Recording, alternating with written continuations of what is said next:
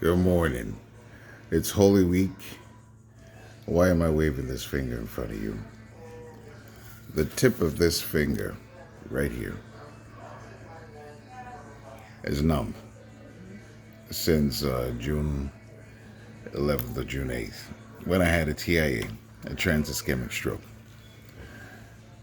And it's numb. I don't feel anything on it. My upper lip and lower lip, right here, slightly numb. But I'm reminded of what Paul said. He said, Lord, if you can remove this thing from me, I keep praying, if you can just remove that, I can serve you better. But whenever I say that, whenever I think that, whenever I hear that in my spirit, I hear God's word back to Paul. It said, my grace is sufficient for you. It's Thursday in Holy Week. It's Maundy Thursday. It's the day that Jesus washed the feet of his disciples. He had supper with them, broke the bread. At the end of the supper, he said he served wine, and the bread was a symbol of his body. The wine was a symbol of his blood, that he said I shed for you, for the forgiveness of sins. So in this time, my finger reminds me how important this week is as a believer. This week, if there's anything, there's a struggle that you may be going through. This week, if there's someone in your family, a friend or family, that you may have moved apart from, get back in contact with them. Because Jesus said, love each other. This week guides us to see not just God's grace, but God's love that brings us, that binds us together. If only we can understand it. If only we can stop and think about it. If only we can remind each other of that love. Oh, I am not afraid. The finger would do its thing. The lip here would do its thing. And I'm showing you this to say, whenever I get to that place where the flesh bothers me so much, where I start to become a little angry, a little anxious, I say, Lord, help me.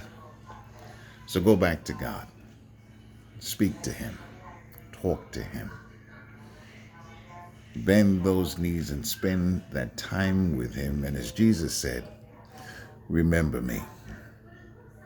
Because if we do enough remembering of him, if we remind ourselves of the struggle that he went through, there's nothing that we cannot rise above.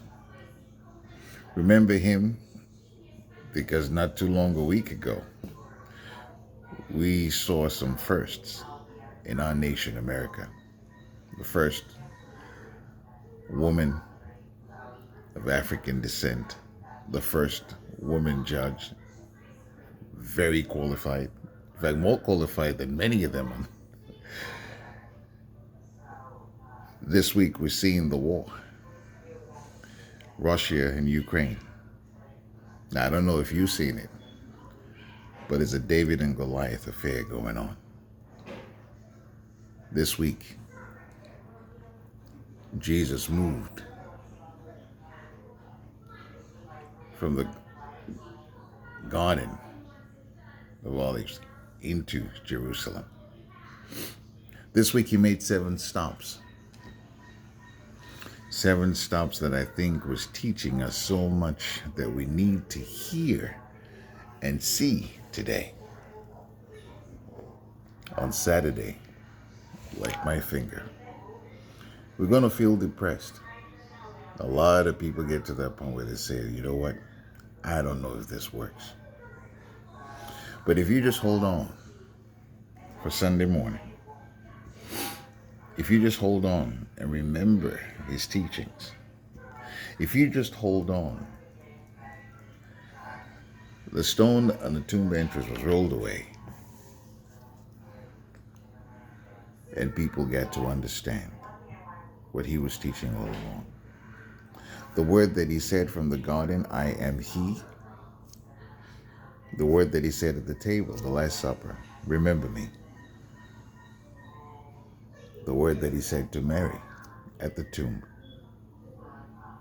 do not be afraid. I go to my Father. The word that he said to the many people that he came across after his resurrection. They thought he had died in a way that people die around us. You don't see them anymore, but he rose again. The words that he said to the disciples who were afraid to come out of that room. The words that he said to them on the beach when they had decided it's over. He wasn't who we thought he was. Let's go fishing. But why are you fishing? He told you not to focus on fish. Focus on men. How is your fishing going for men? How are you making disciples? How are you discipling your children, your grandkids in your home? It's not about the Easter egg. It's not about the white dress. It's not about the Easter bunny. Who are we celebrating this week? Tell the story. His name is Jesus. Tell the story of the Rabbi.